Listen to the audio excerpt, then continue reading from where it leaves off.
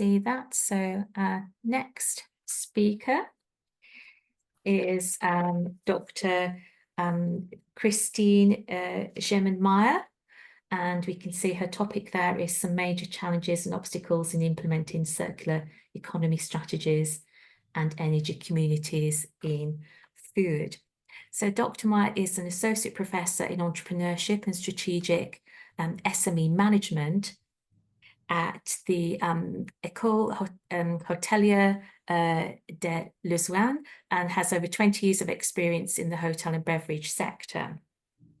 She founded the Food Ecosystem Institute at HEG Freiburg in 2018 and has developed a master's program in entrepreneurship at Gleil Hotel Institute. In 2019, she became Global General Manager at Les Rouches, overseeing campuses in Switzerland, China, and Spain. She has established research partnerships with companies like Danone and Nestle, and continues as co-director of the Food Ecosystem Institute and CEO of DMC Conseil. So let me just stop sharing that, and I'll introduce Dr. Meier to present. Okay. Thank you. Yes, we can hear you. Yeah. See your slides. So I think you're good to go. See your slides, so it's perfect. Okay. So Lisa promises solution. But before giving you some concrete example, I will present you the major challenges and obstacles in implementing circular economy strategies and energy communities in food. Okay, again, Helen already explained that food waste is a significant global issue with broad environmental, economic, and social impact. Let's start with a few figures of food waste. I'm sure you know them perfectly. 1.3 billion tons of food is wasted globally each year, which represent 1/3 of all the food produced for human consumption. $940 billion is the global economic cost of food waste per year. And Pasquale presented the food generated 26% of the greenhouse gas emissions, and the food waste is between 8 and 10%. Again, Pasquale presented that 50% of the world's agricultural land is used for agriculture, and the food waste represent 28% of this agricultural lands. So you imagine that it's a very big issue. A definition today: circular economy system aimed at minimizing waste and making the most of resources. There is a lot of definition, but today we will keep this one. Energy communities are groups or collectives that produce and share energy locally. Both approaches aim to enhance sustainability in the food sector by reducing waste and optimizing energy use. The importance of circular economy in food. I will remind you the principle. I know that, I'm sure you know them perfectly. Use less, use longer, make clean, regenerate, and use again, recycle. The benefits, of course, decrease environmental impact and enhance resource efficiency. If we talk about the importance of energy communities in food, we can talk also about the principle. It's local energy production and consumption. It's community ownership and governance. That means autonomy. And the benefits, of course, increase energy efficiency and reduce carbon footprint. But there is a lot of challenges. And in circular economy implementation, as you can see, you have high initial cost and lack of financial incentive. I will show you later the cost breakdown for the economy implementation, circular economy implementation. Of course, there is technical barriers, lack of knowledge, lack of technology, lack of infrastructure is already rise in the discussion, and social barriers, resistance to change, and lack of awareness and knowledge. Again, a link to education. That's the cost breakdown for circular economy implementation. Labor, it's very important, 25%, but equipment, 30%, that means infrastructure. Then maintenance, 20%, and other, 25%. The logistic is part of that. You can find all this information in the Circular Economy Gap report from the Davos Forum. Technical challenge. Again, it's we talked already also about the acceptance of new technology.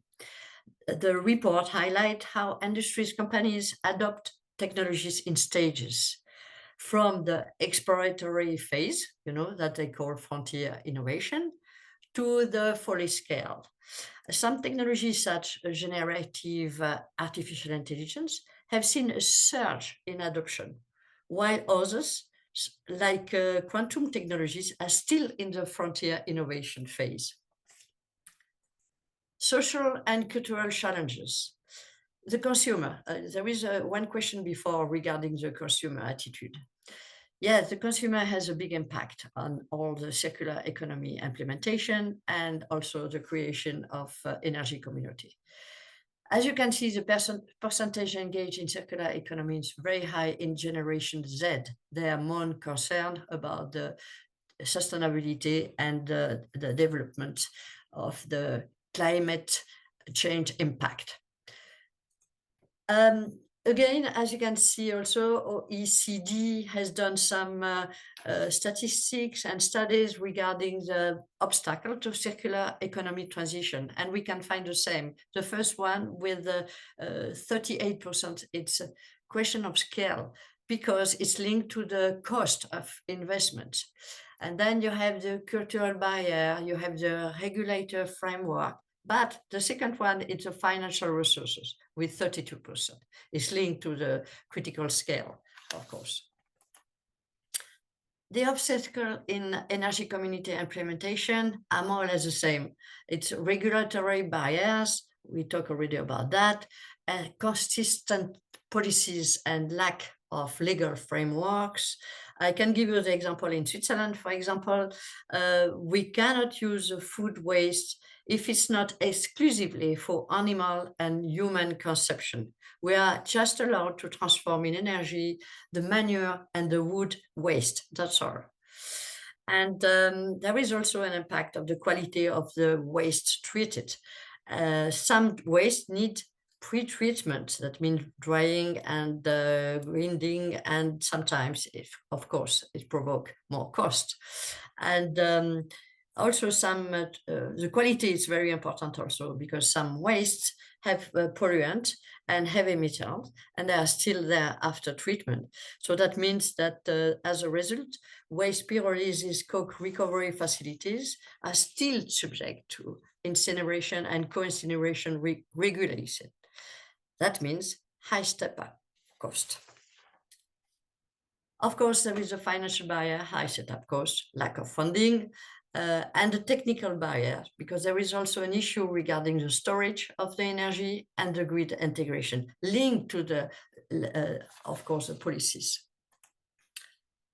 McKinsey found the same, more or less, but again, the number one is the legal framework uncertainty with 25% of the impact. The second one, it's procedures. Again, it's also something that is linked to the legal framework uncertainty. And then you have the grid access and infrastructure. And the last one, it's consumer protection. But you have also, it's not in this chart, but you have the financial and investment barrier, which represent 18%. But we have some hope. As you can see, funding availability for creating energy communities has really increased. We can see that between 2017 and 2023, and it's in millions dollars. So we can see that there is a lot of European program, like the Green Deal, with a very ambitious aim. And you have also some grants from the World Bank and International Renewable Energy Agency. And then you have also the Global Energy Transition Funding. We have a lot of global initiative, including government subsidies and private sector investment support. Some case study. We have some success already regarding the link between the food waste can be transformed into valuable resources and also contributing to the sustainable and resilient energy community. There is another example in Yemen. You know, they are piloting biogas as a source of clean energy and fertilizer. Before, there is a question regarding how we can replace, you know, all the chemical implants by something more natural. It's what I try to do, you know, because the high cost of fertilizer that compromise production of food and fodder. So they are trying to use this system to be able to use the digistrate, you know, in fertilizer. And they are doing that in partnership with a private company, BioTreasure. So it's already a good example of public and private partnership. The example of the UK energy community is very interesting. The food waste collection, it's one very important point because they are doing that, you know, with the community, that means the household, and restaurants, supermarkets, and farm. And they organize collection points and also schedules. They collect the food waste and is transported to a local anaerobic digestion facility.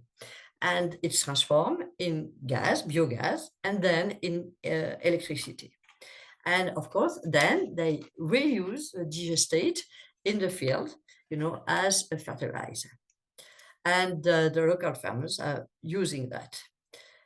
Community engagement, the residents are educated, so we are coming back to the education, and on the importance of food waste, recycling, and how to participate in the program. Of course, they have benefits and challenges.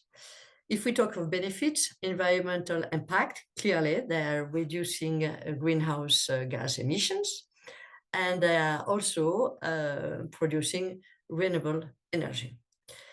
Economic benefits, both sides, the economy, cheaper energy, but also for the farms, they are using all the digestate.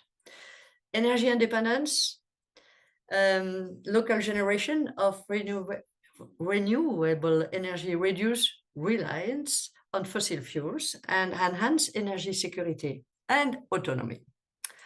Community empowerment, increase awareness and participation in sustainable practices, fostering a sense of community responsibility.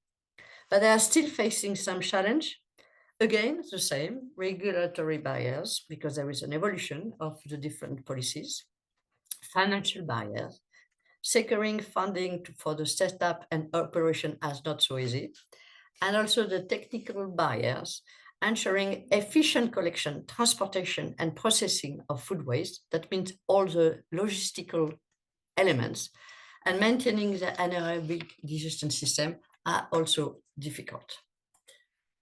We have some future outlook and conclusion. Some trends, very interesting trends. That means we can have hope. You know, communities are increasingly looking to generate energy locally using food waste through technologies such as anaerobic digestion. Investment in food waste to energy technologies such as anaerobic digesters has been on the rise. This is driven by both public sector and private investment and circular economy project. Government worldwide are introducing policies and programs to promote energy communities, offering incentive And the European Union, again with the Green Deal, for example, set ambitious targets for renewable energy communities and waste management improvements. Anaerobic digestion technology are improving inefficient, and that's allow smaller communities to adapt this technology for food waste management and energy production. Innovation include better collection system for food waste, improved digesters, and enhanced biogas conversion processes. Again, there is an increasing collaboration between the public and private communities, and we can see a lot of projects coming and development.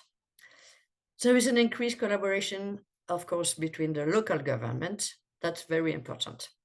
And the communities are realizing both environmental and economic benefits from food waste to energy projects. That means that there is a significant reduction of greenhouse gas emission. To conclude, I would like to remind you a quote I really love from Albert Einstein. We cannot solve our problems with the same thinking we used when we created them. Thank you very much for your attention. Thank you, Dr. Meier. That was really, really interesting talk. I'm mindful of the time. We'll be noted just to keep on time. So I just have a few questions for you, if you don't mind. It seems quite, as you said, we've got to kind of push ahead and see how we're tackling food waste, and but how in a time of economic crisis do you think, how fast can we move this forward when it's going to take a lot of sort of investment? As you've said, there's high initial costs along with changing attitudes and infrastructure and policy, etc. How are we going to achieve this? I think if we, okay, it's a question of scaling. It depends which scale you want to start. If you want to start in small community, I think the investment is not so big, and you can start, slowly. There is a lot of NGO, for example, who provide an anaerobic system. So it could be also a way to start, the energy community, because it's very important. You cannot separate, the circular economy, that means the food waste transformation in energy, and the energy community, because you need to have all the stakeholders have to have benefits of the change, of this evolution. And I think we can start with small energy community, and then you split, and you share your experience to the next one. And it's one way to develop that. Of course, if you are in developing country, it's the best way. If you are if you are lucky to be in a developed country, it's something else, because you have a lot of grants and support to develop, bigger energy community and project. But you can start, in a small size, because there is a lot of evolution regarding the anaerobic system. Before it was really you need to have economy of scale. That means you need to have a